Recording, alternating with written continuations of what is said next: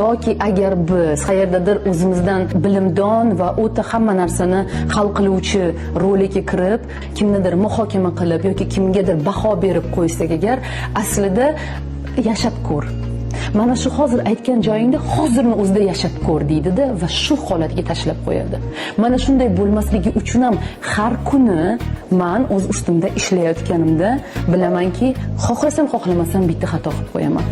Xoh u ichkarida bo'lsin, xoh o'tirib gaplashganda, xoh qizlar bilan qayerdadir kimnidir g'iybat qilib qo'yaman. Va bu tabiiy bo'lyapti, lekin shu joyda to'xta, stop. Bo'ldi, kechir xudo, kechir deb o'zimni to'xtatishim muhim. Mana shu yerda, ya'ni g'iybat qilib bo'lib, mazza qilib bundan zavq olish emas. Zavqlanasiz-ku, kimnidir kamchiligini hisob-kitob qilsangiz yo'q, bunda emas.